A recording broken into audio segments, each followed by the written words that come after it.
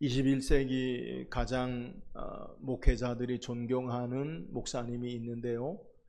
미국의 리드모 뉴욕 장로교회의 담임 목사로 2017년까지 계셨고, 도시 목회와 선교를 하는 팀 켈러 목사님이 계세요. 팀 켈러 목사님의 여러 우리나라에 번역된 베스트셀러의 책들이 있는데요. 그 가운데 책 가운데 탕부의 하나님이라는 책이 있어요. 제목이 좀 우리가 생각할 때 이상하다라고 느낄 수 있는데, 탕자에 반대되는 개념을 우리에게 소개해요. 여러분, 탕자할 때 탕이라는 것은 한자로는 방탕할 탕이라는 의미를 가지고 있어요. 그러니까 탕자, 누가복음 15장에 나오는 이 탕자에 대해서 방탕한 아들로 우리에게 소개하죠. 근데 그 반대되는 개념으로 탕부의 하나님, 한자로만 번역하면 방탕한 하나님, 이렇게 해석되는데, 팀 켈러 목사님이 쓴 내용의 영어로의 책의 제목을 보면 The Prodigal God, 이 prodigal이라는 말을 쓰는데, 이 말은 아낌없이 베푸는, 후히 주시는, 또 낭비하는, 방탕한, 이 두 가지 의미가 가지고 있어요. 그러니까 우리말의 한자로 방탕할 탕은 안 좋은 의미지만 있지만, 영어로 번역된 이 탕, prodigal이라는 말은 아낌없이 베푸는, 후히 주시는, 이러한 의미를 가지고 있어요. 그래서 탕자에 대비해서 우리말로 번역할 때 탕부의 하나님인데요, 그건 좀 번역이 제 마음에 들진 않고요. 아낌없이 베푸는 하나님. 근데 우리말 번역으로는 탕부의 하나님이라는 책으로 팀 켈러 목사님이 기록한 내용이에요. 책 제목에서 드러나듯이 우리가 믿고 의지하는 하나님이 어떤 분이시냐? 그분은 아낌없이 은혜를 그의 사랑하는 자녀들에게 베푸시는 하나님의 모습을 우리에게 소개해요. 우리가 알듯이 집 밖에 나간 둘째 아들, 그 아들을 기다리며 그 아들을 돌아오는 아들에게 아낌없이 모든 것을 베푸신 하나님. 근데 문제는 그 작은 아들만이 아니라 큰 아들은 집에 들어오지 않죠. 집 밖에서 불평하죠. 나는 아버지의 재산을 맡아서, 양을 맡아서 이렇게 일했는데 나에게는 양 한 마리도 잡아주지 않았다. 근데 그 성경의 내용을 자세히 보면 아버지가 집 밖에 있는 아들에게 나가서 그를 권하지요. 그래서 아버지가 작은 아들, 큰 아들, 집 밖의 탕자와 집 안의 탕자에게 하나님은, 아버지는 아낌없이 모든 것을 베푸시는, 은혜를 주시는 사랑의 하나님이시다라는 것을 우리에게 그 책에서 소개해요. 그래서 이 팀 켈러 목사님은 그의 책에서 하나님의 사랑은 엄청난 희생을 동반했으며 계산 없이, 아낌없이 주어지는 은혜였다. 이것이 바로 탕부 하나님의 사랑이다라고 그렇게 말하고 있어요. 그의 책에서 강조하는 내용은 우리 모두는 하나님의 아낌없이 베푸시는, 내가 집 밖의 탕자이든지 집 안의 탕자이든지 간에 우리의 삶에 하나님은 때로는 그의 자녀들을 향한 낭비하시는 것 같은, 아낌없이 모든 것을 베푸시는 은혜로우신 하나님, 그 은혜의 사랑을 받은 자들이 바로 하나님의 자녀들임을 우리에게 소개하는 거예요. 여러분, 아낌없이 베푸신 은혜, 그것이 바로 십자가의 사랑과 은혜임을 우리는 잘 알 수 있어요. 예수 믿고 신앙하는 자들이 어떤 자들입니까? 바로 이처럼 하나님께서 우리에게 아낌없이 모든 것을 다 내어주시는 은혜를 받은 자들임을 성경은 우리에게 소개하고 있어요. 바울은 그의 신앙의 삶을 고백할 때에 고린도전서 15장 10절에 보니까, 그러나 내가 나된 것은 하나님의 은혜로 된 것이니 내게 주신 그의 은혜가 헛되지 아니하여 내가 모든 사도보다 더 많이 수고하였으나 내가 한 것이 아니요 오직 나와 함께 하신 하나님의 은혜로라. 삶이 하나님의 은혜다라고 소개하죠. 우리가 어떻게 예수 믿고 구원받았습니까? 에베소서 2장에 우리에게 너희가 그 은혜로 인하여 믿음으로 말미암아 구원을 얻었나니, 우리는 은혜로 시작하고 은혜로 우리의 삶이 사라지고 은혜로 하나님 나라에 들어가는 삶이라는 거예요. 바울은 신앙의 삶을 한마디로 그의 사역을 통해서 우리에게 증거할 때에 신앙의 삶이 뭐냐? 그것은 바로 하나님의 은혜로 사는 자들이라는 거예요. 왜요? 우리에게 은혜 아닌 것이 없기 때문에 그래요. 은혜가 뭡니까? 받을 자격이 없는 자에게 값없이 후히 거저 베푸시는 하나님의 호의와 선물을 성경적으로 은혜다라고 소개하는 거예요. 그래서 예수 믿고 신앙하는 삶은 어떤 모습이냐? 어떤 삶이냐? 바울은 한마디로 우리에게 정의할 때 은혜 아래 사는 삶이다. 그러니까 우리는 신앙의 삶의 모습이 뭐냐? 은혜 아래 사는 자들이다. 이것을 우리에게 소개해. 우리가 읽은 14절 하반절에 은혜 아래에 있음이라. 다시 15절에도 은혜 아래에 있으니. 그러니까 우리의 신앙의 삶의 모습이 한마디로 어떤 모습이냐? 은혜 아래 사는 삶이다라는 것을 우리에게 소개하는 거예요. 자, 그렇다면 구체적으로 은혜 아래 산다라는 의미가 무엇입니까? 오늘 말씀을 통해서 바울이 우리에게 말씀하는 은혜 아래 사는 신앙이 무엇인지 묵상하고 저와 여러분이 항상 은혜 가운데 승리하는 삶을 살기를 주의 이름으로 축원합니다. 그렇다면 은혜 아래 사는 삶이 무엇입니까? 우리 14절 같이 한번 읽어보세요. 14절입니다. 시작. 이는 너희가 법 아래에 있지 아니하고 은혜 아래에 있음이라. 바울은 먼저 은혜 아래 산다는 것이 어떤 것이냐라는 것을 대조하는데 법 아래의 삶과 은혜 아래의 삶을 우리에게 소개하고 있어요. 여기서 말하는 법이 뭐냐?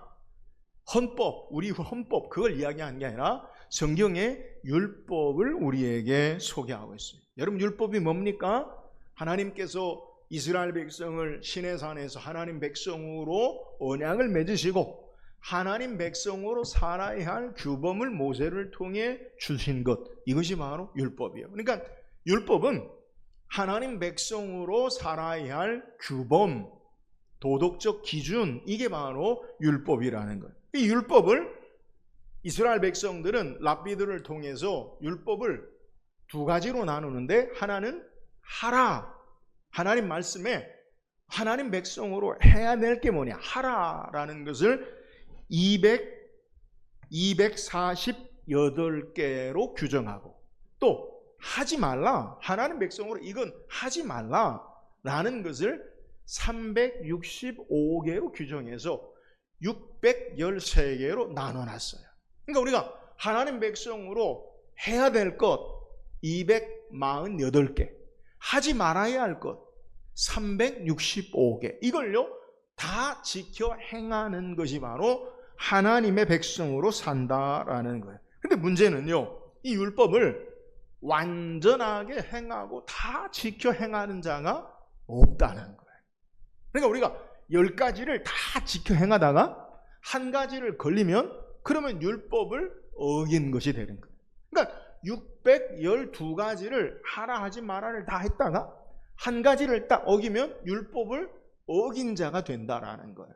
그래서 하나님 백성으로의 의로운 삶으로 율법에 하나님이 기준을 주셨는데, 이 율법을 아무도 지키고 완전하게 행하는 자가 없다는 거예요. 그럼 여기서 우리는 우리의 마음속에 의문이 생기죠. 하나님이 인간이 행하지도 못할 규범, 율법을 그러면 도대체 왜 주셨냐? 아니, 하지도 못하는 걸 우리에게 왜 주셨냐라고 질문할 수 있어요. 그러나 율법을 주신 목적을 우리가 바로 이해해야 돼요. 율법을 주신 목적이 뭐냐? 율법을 통해서 우리에게 무엇이 삶의 참된 기준인가, 이걸 우리에게 알게 하는 거예요. 그러니까 내 삶이 바르게 행하는지 그렇지 못하는지를 어떻게 행하느냐, 그 기준을 세우는 거예요. 여러분, 성경을 영어로 다른 말로 캐논이라고 해요. 캐논이라는 말은 측량하는 자를 의미하는 거죠. 그러니까 우리의 삶이 내가 몇 센치인지 어느 것인지 기준이 있어야 되잖아요. 그러니까 삶의 기준으로 우리에게 하나님께서 이 율법을, 법을 주시는, 그래서 율법을 통해 주신 목적이 뭐냐? 우리에게 죄를 알고 깨닫게 하시는.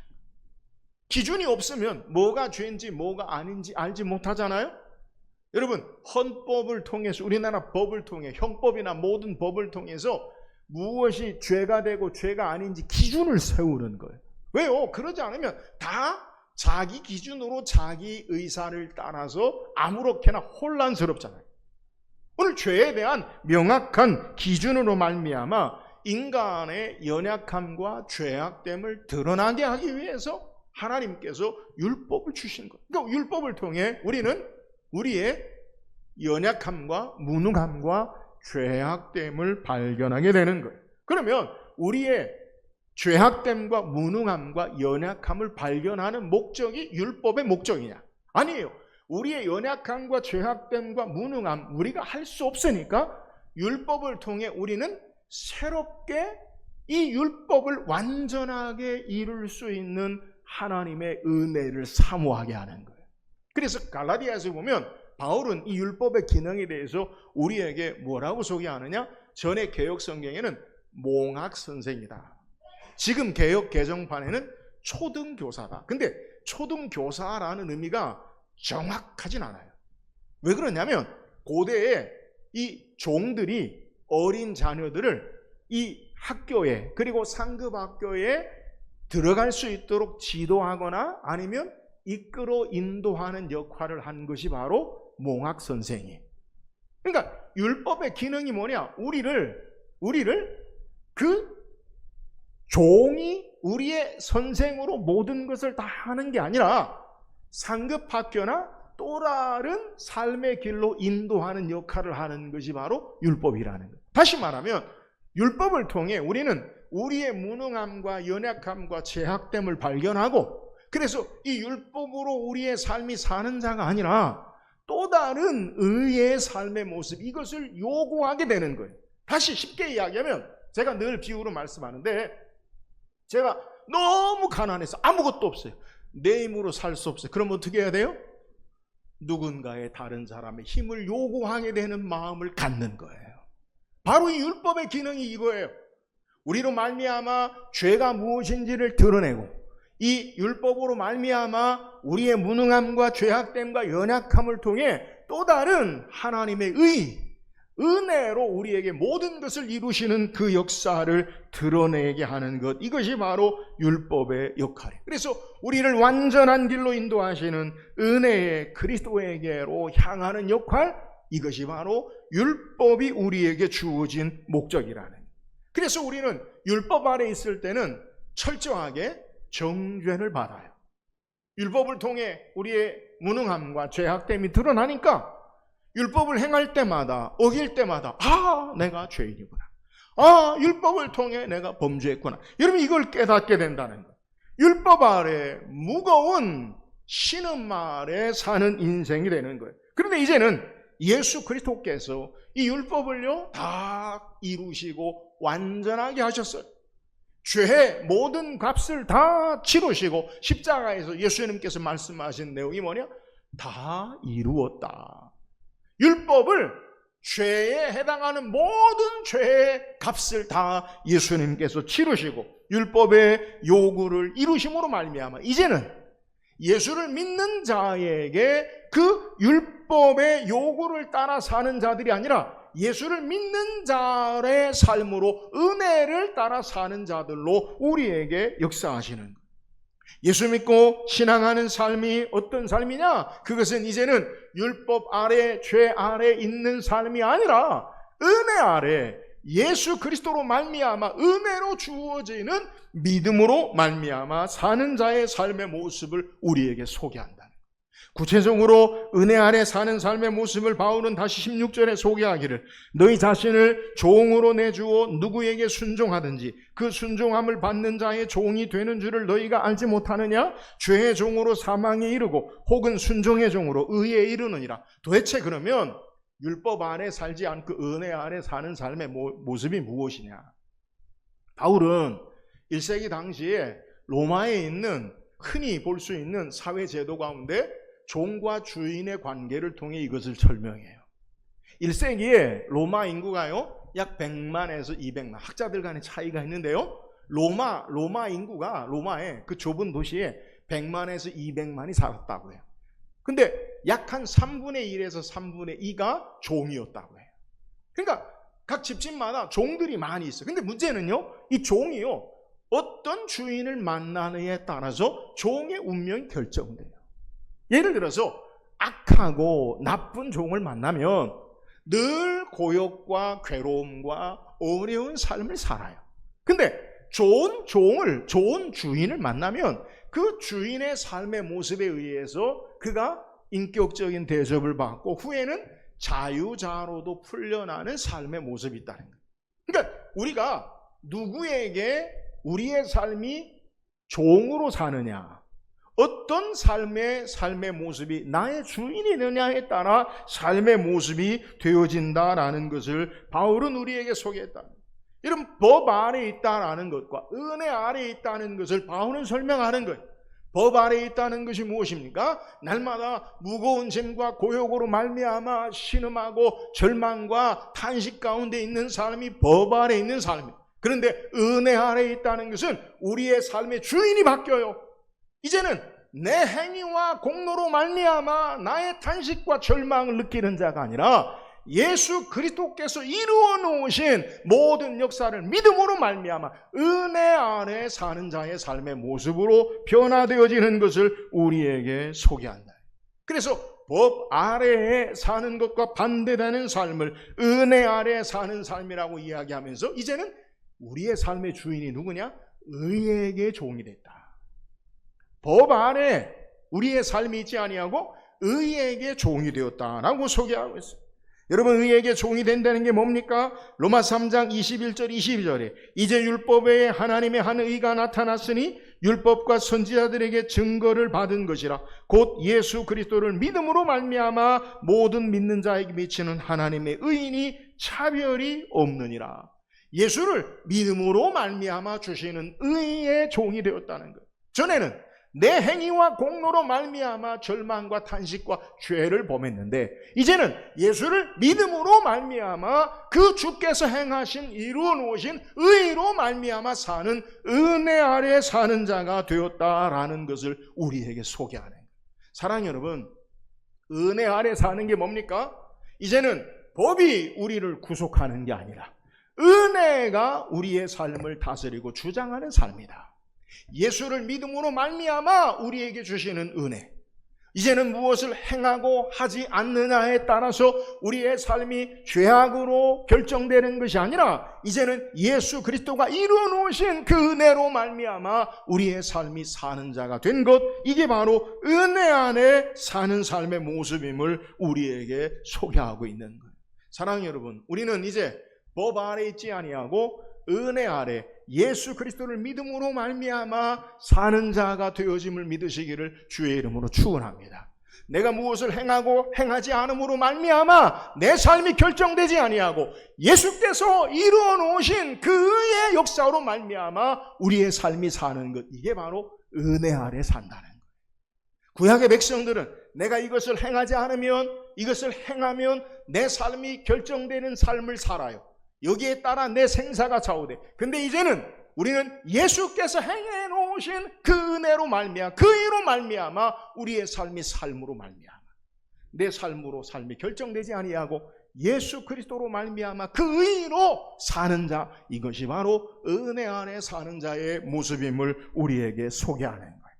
사랑하는 여러분, 날마다 예수 그리스도로 말미암아 주님을 믿음으로 말미암아 우리의 삶이 은혜 아래 사는 저와 여러분 되기를 주의 이름으로 축원합니다. 또한 은혜 안에 사는 삶의 모습이 뭐예요? 17절 읽어보세요. 17절입니다. 시작. 하나님께 감사하니로다. 너희가 본래 죄의 종이더니 너희에게 전하여 준 바 교훈의 본을 마음으로 순종하여. 우리가 어떻게 그러면 은혜 아래 사는 자가 되었느냐? 은혜 아래 사는 자의 삶의 모습이 뭐냐? 너희가 전에는 본래 종이더니 너희에게 전하여 준 교훈의 본을 마음으로 순종함으로 의에게 종이 되었다. 바울이 전하여준 교훈의 본으로 말미암아 순종하는 삶의 모습, 이것으로 우리가 은혜 아래 사는 자가 되었다라는 것을 우리에게 소개하네.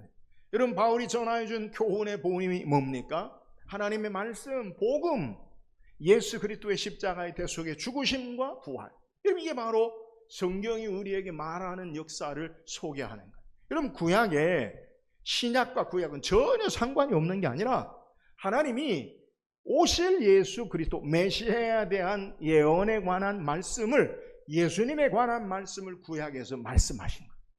그래서 예수께서 이 땅에 오셔서 우리를 위하여 십자가에 죽으시고 부활하신 그 사건, 그것이 바로 하나님이 우리에게 약속하신 말씀을 이루는 것, 새 언약, 이것이 바로 신약이잖아요. 오늘 바울이 전하여준 교훈의 본이 뭐냐? 하나님의 말씀, 예수 그리스도의 대속의 죽으심과 그리고 십자가의 부활, 이 복음을 믿고 그리고 순종함으로 의의 종이 되었다라는 것을 우리에게 소개하는 거예요. 전에 우리는 법 아래 살 때는 율법을 따라 율법의 요구와 행위로 의를 얻으려고 행했어요. 하라와 하지 말라에 늘 우리의 삶이 매여서 살았다는 것. 이런 모습 가운데 범죄하고 실패한 것이 그게 바로 이스라엘. 이스라엘은 하나님 백성으로 사는데 어떻게 하나님 백성으로 사느냐? 하라와 하지 말라에 늘 매여서 그들은 내가 무엇을 행하면, 내가 무엇을 행하지 않으면 이것으로 말미암아 탄식과 죄악으로 말미암아 그들의 삶이 살았어요. 이제 하나님은 인간의 행위를 따라, 인간의 자신들의 행동의 의지를 따라 실패하고 넘어지고 그의 삶이 패하는 존재가 아니라 하나님께서 계획하시기를 새롭게 그의 마음에 하나님의 의를 심어서 기쁨으로 영원한 언약 가운데 하나님 백성으로 살도록 하나님께서 역사하세요. 그게 뭡니까? 예레미야 32장 40절에 보니까 내가 그들에게 복을 주기 위하여 그들을 떠나지 아니하리라 하는 영원한 언약을 그들에게 세우고 나를 경외함을 그들의 마음에 두어 나를 떠나지 않게 하고. 자, 이제 우리는 무엇을 행하느냐 하지 않느냐 어쩔 수 없는 삶의 모습이 아니라 우리의 마음에 새겨주신 하나님의 은혜로 말미암아 기쁨으로 즐겨 순종함으로 하나님 말씀을 따르는 자가 되었다는. 전에는 너희가 하지 않으면 너는 벌 받는다, 너희가 하지 않으면 너는 죄에 빠진다, 이 압박과 행위로 말미암아 살았는데 이제는 우리의 마음의 기쁨으로 순종함으로 자발적으로 행하도록 하나님께서 역사하셨다는 것. 종이지만 억지로 마지못해서 행하는 게 아니라 이제는 즐겨 기쁨으로 우리의 삶이 바뀌어지는, 우리의 종이, 우리의 주인이 바뀌어진 삶의 모습을 소개하는, 은혜 아래 사는 자의 삶의 모습이 뭐냐? 복음의 말씀을 마음에 받고 그 말씀을 따르는 자, 그리고 순종할 때 그 순종하는 것을 압박과 제한적으로 강제적인 행위가 아니라 사랑의 감정으로, 사랑의 반응으로 즐겨 하나님 말씀을 따라 순종하는 삶을 우리에게 소개하는 거예요. 앞에 소개한 팀 켈러 목사님 말하기를 종교는 순종하면 사랑받는다라고 말하지만 복음은 사랑받았기에 순종한다라고 말한다. 이 차이. 그러니까 우리는 내가 무엇을 행하면 하나님이 복을 주시고 내가 무엇을 이루면 하나님께서 우리를 용서하신다. 이건 종교예요, 종교. 구약의 율법. 근데 우리에게 복음은 뭐냐? 내가 하나님의 은혜와 사랑을 받았기 때문에 내가 하나님 말씀을 따라 행하고 순종한다. 이런 큰 차이가 있어요. 은혜 아래 사는 삶은 하나님의 복음의 말씀에 사랑함으로 순종하는 삶을 우리에게 소개해. 말씀을 마음으로, 믿음으로 순종하는 삶인데 억지로 행하는 것이 아니라 감사함으로 순종하며 사랑하며 행하는 삶이에요.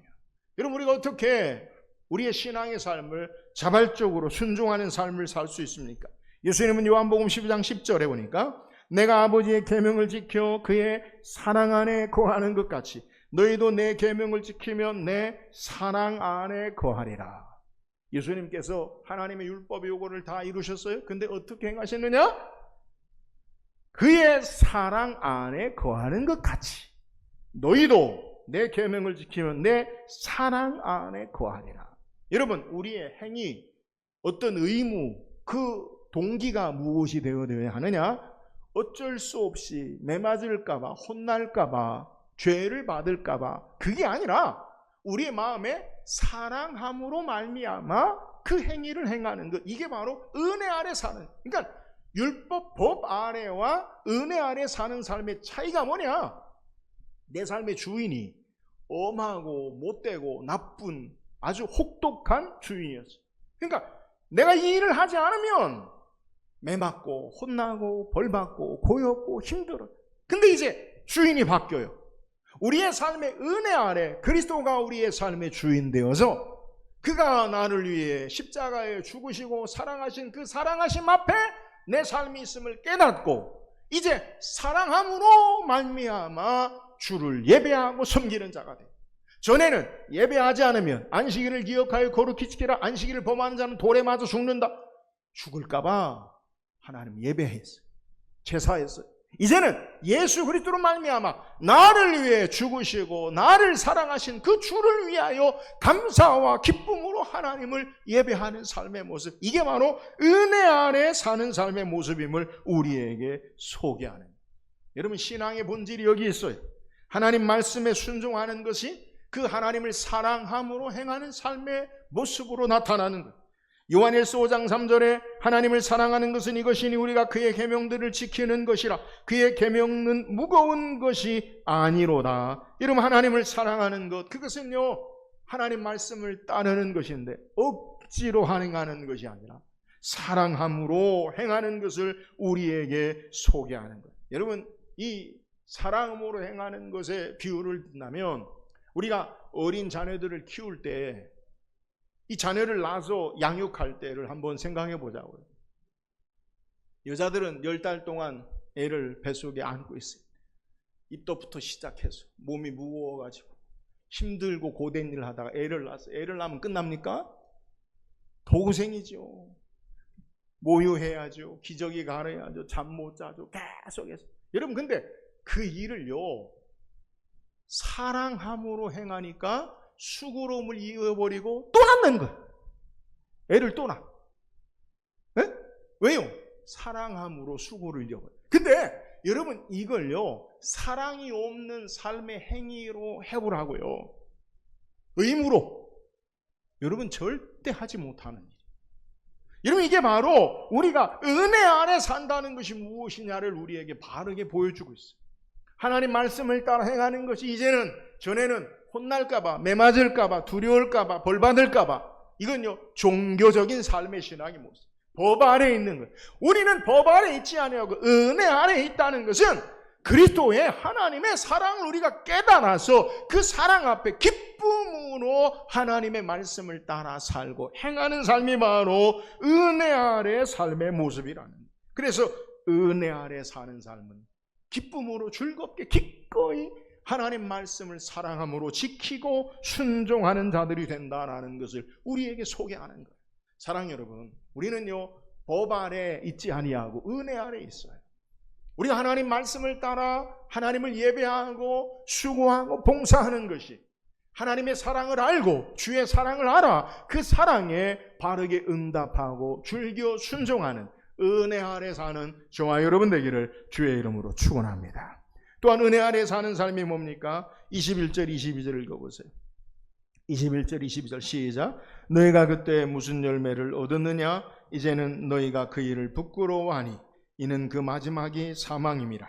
그러나 이제는 너희가 죄로부터 해방되고 하나님께 종이 되어 거룩함에 이르는 열매를 맺었으니 그 마지막은 영생이라. 자, 우리가 예수를 알기 전 구약의 율법 아래 법 아래 있을 때는 죄의 종으로 말미암아 그 종의 삶의 결과가 뭐냐? 사망에 이르는 거예요.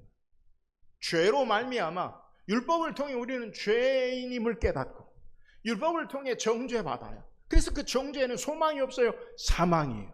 그런데 이제 은혜 아래 사는 자의 삶의 모습은 어떤 삶이냐? 거룩함과 영생을 향한 열매를 맺는 삶이 은혜 아래 사는 삶의 모습이라는 거예요. 여기서 말하는 거룩함이 뭡니까? 거룩하다라는 것은 도덕적으로 완전 무결 순결하다, 그걸 말하는 게 아니에요. 물론 하나님께는 그렇게 해당하죠. 근데 하나님께서 내가 거룩하니 너희도 거룩하라 말씀하신 것은 우리를 하나님께서 하나님의 모습으로 향하는 모든 과정을 다 포함하는 단어예요. 우리가 하나님 예수 믿고 구원받았다고 해서 완전하게 우리의 삶이 거룩해지지 않아요. 구원받은 삶의 모습으로 완전한 하나님 나라의 영광의 거룩함을 향해 나아가는 자가 되는 것, 이게 바로 거룩함에 이른다는 거예요. 그래서 하나님께 택한 백성, 하나님께 속한 백성, 하나님께 구별된 백성으로 변화되어 가는 삶을 뜻하는 거예요. 그러니까 우리가 은혜 아래 산다는 것은 무엇이냐? 거룩함으로 나아가는 삶을 사는 자다. 이제는 우리의 삶이 점점 주께로 향하여, 주의 모습을 향하여 닮아지는 삶의 모습으로 산다는 거예요. 여러분, 하나님의 자녀는요, 거룩한 자들이, 내가 거룩하니 너희도 거룩하나? 하나님께서 우리를 거룩한 백성으로, 하나님께 구별된 자로, 하나님께 속한 자로 부르셨어요. 여러분, 이 하나님께서 우리를 하나님의 백성, 거룩하다, 구별된 백성으로 삼으셨다는 의미가 어떤 의미냐? 이스라엘 백성이 430년 동안에 애굽에서 바로의 종으로 살았어요. 그게 뭐냐? 바로에게 속한 자예요.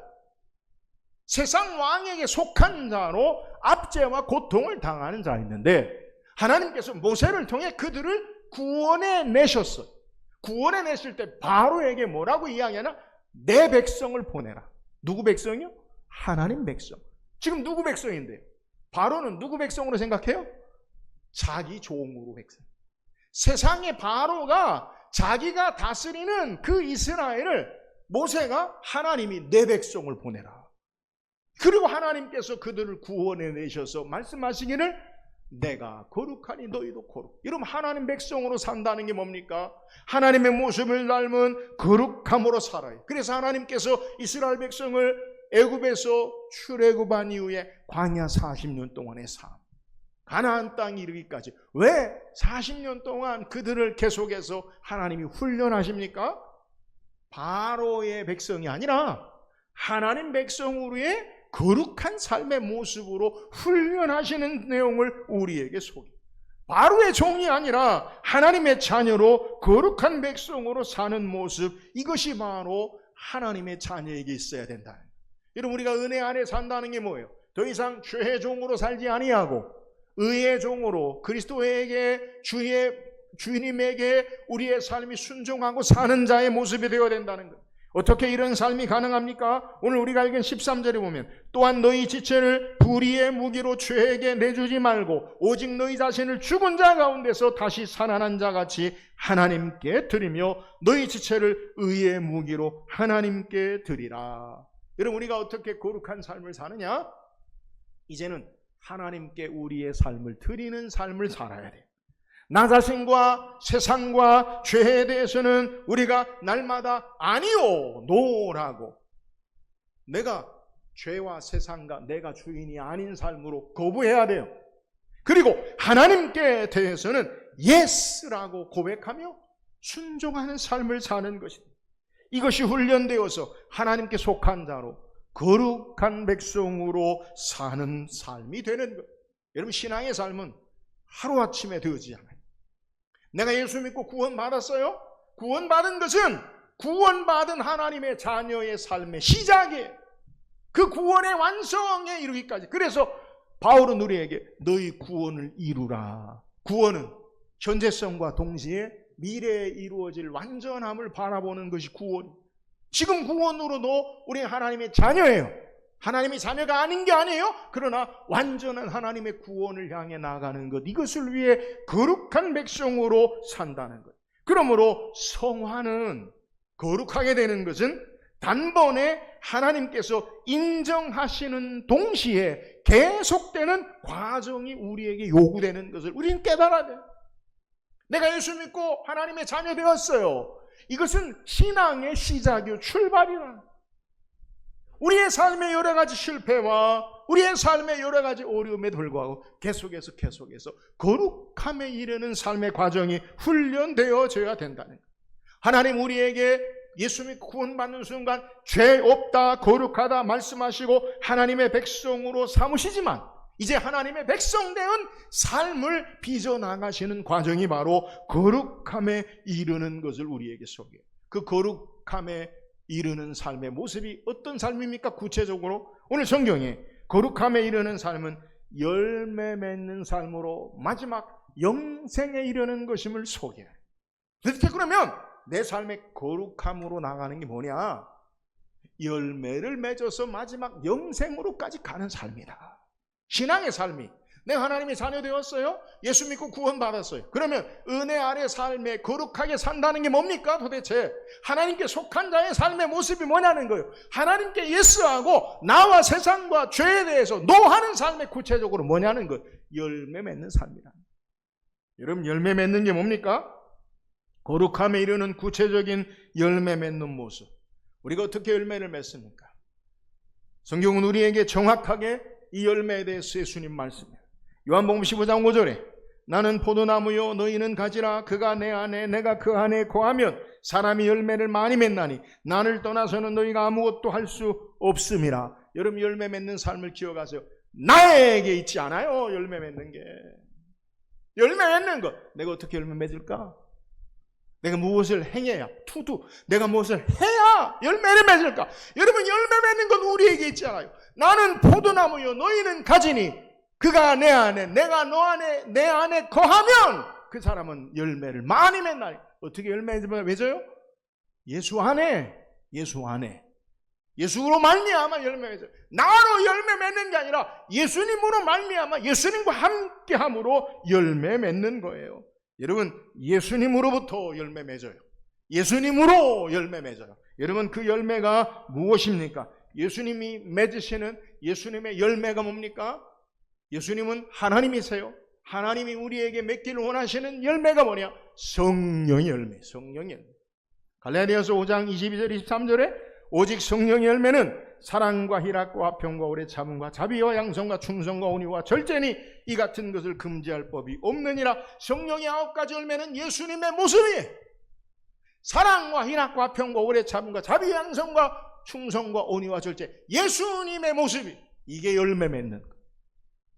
우리가 예수님으로 말미암아 예수님을 닮아지고 우리 마음에 미움 대신 사랑이 탄식과 절망 디프레스 대신에 우리에게 기쁨이 우리의 삶에 분냄과 화냄이 아니라 오래 참음이 우리의 삶에 분란을 일으키고 분열이 아니라 화평함이 우리의 삶이 매정하고 매혹한 삶이 혹독한 삶이 아니라 사랑의 자비의 삶이 악을 행하는 삶이 아니라 선을 행하는 양선의 삶이 반역하고 불순종하는 삶이 아니라 충성된 삶이 하나님 말씀에 예스하고 길들여진 온유한 삶이 내 삶에 무절제한 삶이 아니라 절제하는 삶의 모습 예수님의 모습 이것이 바로 은혜 아래 사는 자의 삶의 모습이라는 사랑하는 여러분 날마다 우리의 모습이 거룩함으로 주님의 열매 맺는 삶으로 은혜 아래 사는 저와 여러분 되기를 주의 이름으로 축원합니다. 오늘 성경은 예수 믿고 구원받은 자의 삶의 모습을 바울이 쓴 거예요. 은혜 아래 있는 삶이다. 은혜 아래 있는 삶이 뭡니까? 예수를 믿음으로 말미암아 사는 삶이 내 삶의 행위로 의로 사는 게 아니라 예수 그리스도를 믿음으로 말미암아 얻는 의로 사는 삶이 은혜 아래 사는 삶. 은혜 아래 사는 삶이 뭡니까? 이제는 하나님의 말씀의 법을 사랑함으로 즐겨 순종하고 지켜요. 하나님의 율법에 무서워서 행하는 자가 아니라 주님을 사랑함으로 그 사랑을 알아 그 말씀을 따라 순종하는 삶이 은혜 아래 사는 삶. 은혜 아래 사는 삶이 어떤 모습입니까? 이제는 나에게 죄에게 노하고 거룩함에 이르는 주님과 함께 주의 모습을 닮아지는 자로 성령의 아름다운 열매 맺는 삶이 은혜 아래 사는 삶. 날마다 이 은혜 아래 사는 우리 모든 성도 되기를 저와 여러분 되기를 주의 이름으로 축원합니다.